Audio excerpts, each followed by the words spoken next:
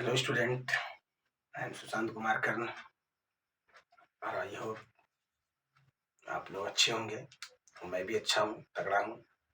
बस मैं चाहता हूँ कि आप लोग नीट, आईआईटी और बोर्ड का अच्छे से तैयारी करें और अच्छे से एग्ज़ाम दें। तो आपका स्वागत है मेरे प्यारे इस चैनल क्रैक केमिस्ट्री में। आज हम लोग स्टार्ट करेंगे 12th का बोर्ड का फर्स्ट चैप्टर, जिसका नाम है सॉल्यूशन। स्टार्ट करते हैं। चलिए स्टार्ट करते हैं।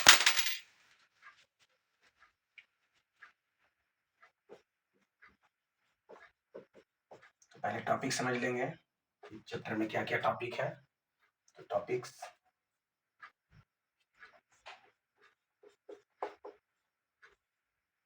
फर्स्ट टॉपिक है इंट्रोडक्शन अबाउट सॉल्यूशन। सॉल्यूशन क्या है, सॉल्यूशन का पार्टिकल्स कैसा होता है। Number 2, concentration of solution. Concentration of solution. Number 3, vapour pressure यहाँ होना चाहिए, सॉल्युबिलिटी एंड हेनरीज लॉ, लेकिन वो टॉपिक आपको लास्ट में पढ़ाया जाएगा। फिलहाल हम लोग वेपर प्रेशर पढ़ेंगे थर्ड टॉपिक में। फोर्थ है colligative property. Colligative property. Fifth है van't Hoff factor. Van't Hoff factor. Sixth है solubility and Henry's law. Henry's law. इसमें सबसे इंपॉर्टेंट टॉपिक है कॉन्जुगेटिव प्रॉपर्टी।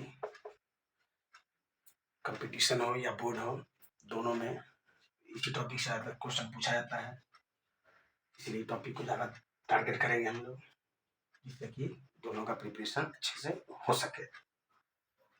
चलिए टॉपिक का स्क्रीनशॉट ले लीजिए आप। चलिए स्क्रीनशॉट ले लिए। अब हम लोग स्टार्ट करते हैं कि सॉल्यूशन क्या है। सॉल्यूशन क्या है इसको समझ लेते हैं, फिर आगे की ओर बढ़ते हैं। चलिए आगे बढ़ते हैं।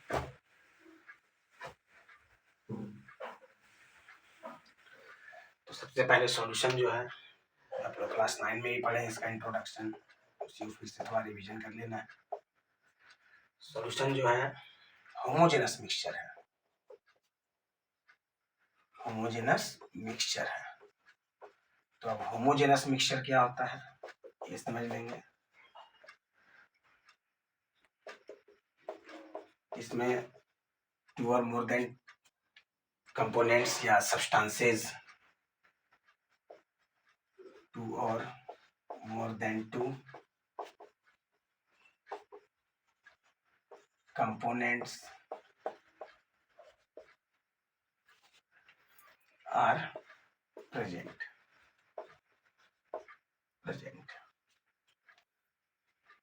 This is called solution. This is called solution. तो कंपोनेंट्स का मतलब हो गया सब्सटेंसेस। तो अब सॉल्यूशन का एग्जांपल ले लेते हैं, जैसे कि शुगर हो गया, शुगर को वाटर में मिला दिए तो वो भी सही सॉल्यूशन बनेगा। तो बेसिकली यहाँ समझना है कि होमोजेनस मिक्सचर क्या है। तो यहाँ पर ले लिए हम लोग शुगर, सॉल्ट भी ले सकते हैं, इसको पानी में या वाटर में मिला दिए। जब पानी या वाटर में मिला देंगे और तो ये मीठा घोल बन जाएगा, मीठा लगने लगेगा। तो अब बेसिकली हम लोग समझना है कि होमोजेनस मिक्सचर होता क्या है। तो होमोजेनस मिक्सचर का मतलब, जैसे आप एग्जांपल ले सकते हैं, यहाँ कहीं भी टेस्ट कीजिएगा इस सॉल्यूशन में, यानी कि इस घोल में कहीं भी टेस्ट कीजिएगा किसी भी पॉइंट पे, तो आपको स्वीटनेस एक जैसा लगेगा, उसका स्ट्रेंथ एक जैसा लगेगा। ऐसा नहीं है कि यहाँ पे स्वीटनेस कम होगा तो यहाँ पे स्वीटनेस ज्यादा। पूरे में स्वीटनेस का स्ट्रेंथ क्या रहेगा, एक जैसा। तो एक जैसा स्वीटनेस का स्ट्रेंथ क्यों है, क्योंकि इसमें शुगर जो है वाटर में यूनिफॉर्मली मिक्स है, यूनिफॉर्मली मिक्स है। यूनिफॉर्मली मिक्स का मतलब जितना शुगर इस पॉइंट पे मिला हुआ है उतना ही शुगर इस पॉइंट पे मिला हुआ, उतना ही शुगर इस पॉइंट पे मिला हुआ है। और यूनिफॉर्मली मिक्स का एग्जांपल लेते हैं एयर। तो एयर भी 100% एयर में नाइट्रोजन गैस है 28%, ऑक्सीजन गैस है 21% और एनी गैस है 1%। क्लियर? तो इसमें जितना भी गैस है सब यूनिफॉर्मली मिक्स है, यानी जितना ऑक्सीजन यहाँ पे है उतनी ही ऑक्सीजन यहाँ पे उतनी। ऐसा नहीं है कि यहाँ पे ऑक्सीजन का परसेंटेज कम है, यहाँ पे ऑक्सीजन का परसेंटेज ज्यादा है। सब जगह ऑक्सीजन और नाइट्रोजन और एनी गैस एक जैसा परसेंटेज में है। तो समझ आ रहा होगा बात कि होमोजेनस मिक्सचर का मतलब टू और मोर देन टू सब्सटेंसेस या कंपोनेंट्स यूनिफॉर्मली क्या हो जाएगा, मिक्स हो जाएगा। तो इससे जो मिक्सचर बनेगा उसी मिक्सचर को बोल रहे हैं हम होमोजेनस मिक्सचर। और सॉल्यूशन जो होता है होमोजेनस मिक्सचर होते हैं। क्लियर है? हाँ, अब बात रहा कि जब सब्सटेंसेस मिक्स होते हैं तो उसके बाद क्या होता है, तो उसके बाद सॉल्यूशन बनता है। हाँ, सॉल्यूशन बनने के बाद जो सब्सटेंसेस मिक्स हुए हैं उनका जो पुराना प्रॉपर्टी होता है वो लॉस कर जाता है, यानी खत्म हो जाता है। इस एग्जांपल समझिए, जैसे ए और बी और सी तीनों मिला तो बना सॉल्यूशन। इसमें ए का जो प्रॉपर्टी होगा सॉल्यूशन से अलग होगा, बी का जो प्रॉपर्टी होगा सॉल्यूशन से अलग होगा, सी का प्रॉपर्टी जो होगा सॉल्यूशन से अलग होगा। इसका मतलब हुआ कि इसमें जितना भी कंपोनेंट्स रहेगा, जितना भी सब्सटेंस रहेगा वो अपना इंडिविजुअल आइडेंटिटी लॉस कर जाएगा। In solution individual identity loss कर जाएगा। Components loss their individual identity और न्यू आइडेंटिटी ले लेगा, individual identity and attain new identity.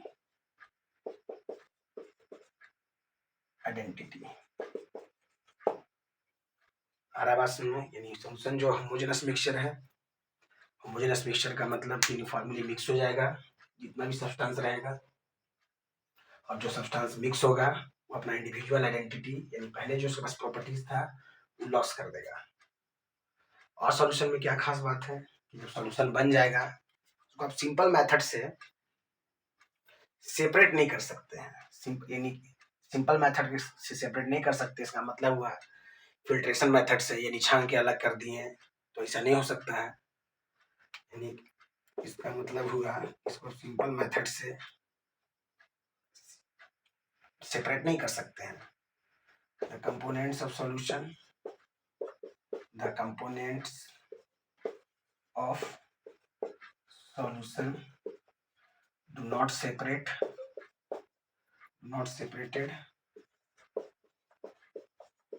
by simple method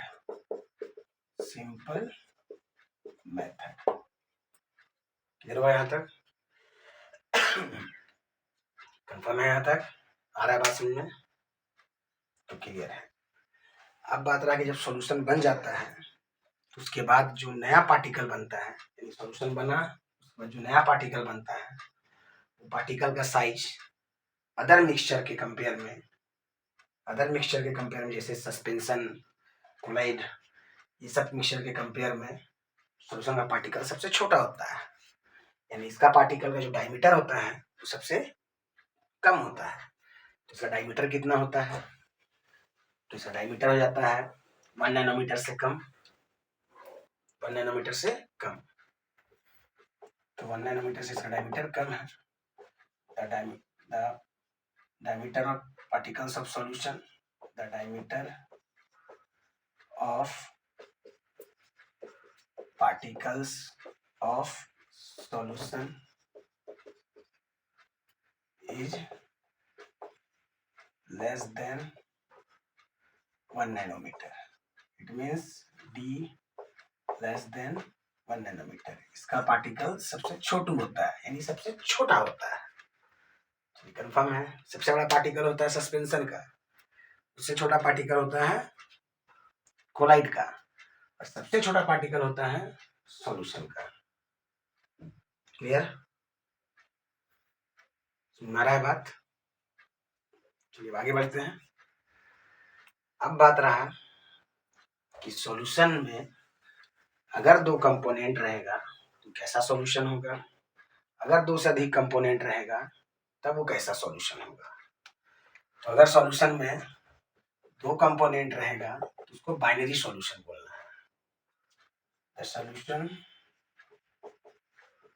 contains only two components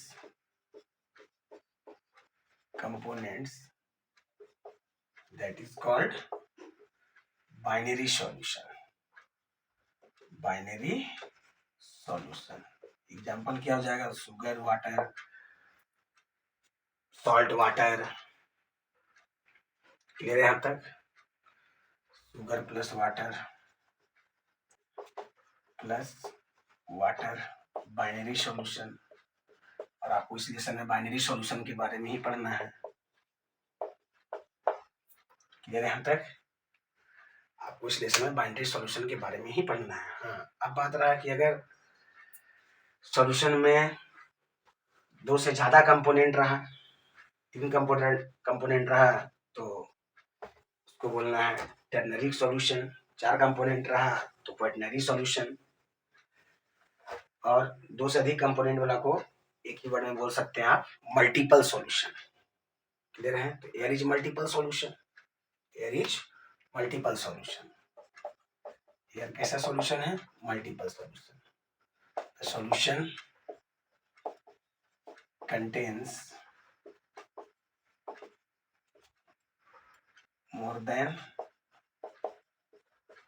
two components. Components का मतलब यहां समझ में आ रहा होगा सब्सटेंसेस है, components, that is called multiple solution. Multiple solution देखते चलिएगा ताकि आपको आसान लगे नोट्स बनाने में। नोट्स रहेगा तो अपना रहेगा, अपना लिखा हुआ रहे तो याद रहेगा। क्लियर है?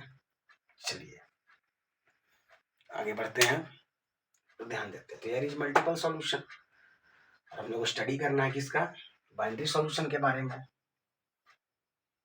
आ रहा है बात समझ में? चलिए आगे बढ़ते हैं। अब बात रहा कि सॉल्यूशन का टाइप कितना होता है। तो सॉल्यूशन का जो टाइप है, types of solution, types of solution. तो सॉल्यूशन का टाइप सॉल्वेंट के बेस पे होता है। सॉल्यूशन का टाइप किसके बेस पे लिखते हैं हम लोग? सॉल्वेंट के बेस पे। जैसे यहाँ पे समझ लेते हैं, थोड़ा सा एग्जांपल भी देख लेते हैं। तो स्टेट लेवल का एग्जाम देते हैं उसमें एग्जांपल भी आता है 1 मार्क्स का। तो यहाँ gaseous solution, gaseous solution,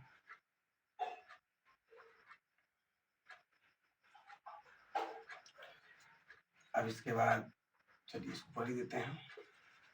solution, solvent, solvent. अब यहाँ दो वर्ड लिखे हैं कि सॉल्वेंट किसको बोलेंगे, सॉलिड किसको बोलेंगे, इसको ये भी पता करेंगे हम लोग। टेंशन नहीं लेना है और समझना है बात को। चलिए अब आगे बढ़ते हैं। पहले समझ ही लेते हैं सॉल्वेंट क्या है, सॉलिड क्या है, उसके बाद ही इसको लिखते हैं। तो सॉल्वेंट क्या है, सॉलिड क्या है, सॉल्वेंट क्या है और सॉलिड क्या है। अगर आपका सॉल्यूशन बाइनरी है, अगर आपका सॉल्यूशन क्या है, बाइनरी है, तो उसमें दो कंपोनेंट होगा। सॉल्यूशन कैसा है? बाइनरी है, उसमें दो कंपोनेंट होगा। एक कंपोनेंट को बोलना है सॉल्यूट और दूसरे कंपोनेंट को बोलना है सॉल्वेंट। सॉल्यूट मतलब जो घुलेगा और सॉल्वेंट मतलब जिसमें घुलेगा। सॉलिड मतलब जो घुलेगा, और सॉल्वेंट का मतलब जो जिसमें घुलेगा। क्लियर है? तो सॉल्यूट सॉल्यूशन में हमेशा लेस अमाउंट में रहेगा, लेसर अमाउंट में रहेगा ये, और ये लार्जर अमाउंट में रहेगा। यानी हमेशा याद रखना है बात कि सॉल्यूशन में सॉल्यूट जो रहेगा वो लेस अमाउंट में रहेगा, यानी कम रहेगा, और सॉल्वेंट जो रहेगा वो लार्जर अमाउंट में रहेगा। जैसे 20 ग्राम पानी तो 5 ग्राम चीनी, 1 लीटर पानी है तो 20 ग्राम चीनी। यानी कि सॉल्यूट जो रहेगा आपका लेसर अमाउंट में रहेगा, और सॉल्वेंट जो रहेगा वो लार्जर अमाउंट में रहेगा। तो बनेगा इससे होमोजेनस मिक्सचर, और उस होमोजेनस मिक्सचर को हम लोग क्या बोल देना है? सॉल्यूशन। चलिए अब आते हैं सॉल्यूशन के टाइप पे। तो सॉल्वेंट के बेस पे सॉल्यूशन का नाम होगा। तो अगर आपका सॉल्वेंट रहेगा गैस, सॉल्यूट आपका हो सकता है गैस, लिक्विड और सॉलिड। क्लियर यहाँ तक? एग्जाम्पल आपके एनसीईआरटी में दिया है, देख लीजिएगा, बोलिए तो एक्सप्लेन कर देंगे। गैस का सॉल्यूशन हो जाएगा आपका एयर, गैस लिक्विड का सॉल्यूशन हो जाएगा, गैस ज़्यादा होना चाहिए और लिक्विड कम होना चाहिए, गैस ज़्यादा होना चाहिए लिक्विड कम होना चाहिए, यानी मॉइस्चर। और गैस सॉलिड का एग्जाम्पल हो जाएगा आपका, क्लियर यहाँ तक? तो देख लीजिएगा आप एनसीईआरटी से। लिक्विड सॉल्यूशन में ज़्यादा आपका रहेगा लिक्विड, और कम अमाउंट में कौन रहेगा? गैस हो सकता है, लिक्विड हो सकता है और सॉलिड हो सकता है। कंफर्म है यहाँ तक? एग्जाम्पल भी समझ सकते हैं, लिक्विड ज्यादा रहेगा, गैस कम रहेगा। कंफर्म है यहाँ तक? तो लिक्विड ज्यादा और गैस कम रहेगा तो उससे बनेगा लिक्विड सॉल्यूशन। तो एग्जाम्पल क्या हो जाएगा? आ रहा है बात सुनने? तो एनसीईआरटी है आपके पास, उससे आप देख सकते हैं इजीली। लिक्विड सॉल्यूशन तो अल्कोहल वाटर हो जाएगा, लिक्विड सॉल्यूशन लिक्विड ज्यादा रहेगा तो शुगर और वाटर हो जाएगा। क्लियर यहाँ तक? अब इसके बाद सॉलिड सॉल्यूशन, इसमें सॉलिड ज्यादा होगा, सॉल्वेंट ज्यादा है। इसमें और क्या क्या हो सकता है सॉल्यूट में? तो गैस हो सकता है, तो सॉलिड और गैस का तो हाइड्रोजनेशन रिएक्शन अगर आप पढ़े होंगे क्लास 10 में, उसमें है कि प्लेटिनम सॉलिड था कैटालिस्ट, और उसमें हाइड्रोजन गैस को डाल देते हैं, हाइड्रोजन गैस उसमें जाता है, रिएक्शन करता है। और इसमें क्या रहेगा? लिक्विड। इसका एग्जांपल हो जाएगा अमलगम, जिसमें ऐसा अमलगम एक तरह का एलॉय होता है, मरकरी मस्ट है प्रेजेंट रहेगा। थर्ड सॉलिड, इसका एलॉय हो जाएगा जैसे कि कांसा, पीतल, ब्रॉन्ज, ब्रास, स्टील, ये सब हो जाएगा, एलॉय में आता है। ये सॉलिड जो होता है सॉलिड, और सॉलिड का होमोजेनस मिक्सचर होता है। क्लियर है? इसको मिटाएं, आप स्क्रीनशॉट ले लीजिए। क्लियर? चलिए अब आगे बढ़ते हैं, आराम से। एग्जाम्पल अगर नहीं पता है तो फिर से बोलिए तो हम बता देते हैं। एनसीईआरटी से देख लीजिएगा, चलिए हो जाएगा एनसीईआरटी से। तो आगे बढ़ते हैं और क्लास को आगे बढ़ाते हैं। अब इसके बाद नेक्स्ट वीडियो में आपको पढ़ाया जाएगा कंसंट्रेशन टर्म। चलिए ठीक है, बाय।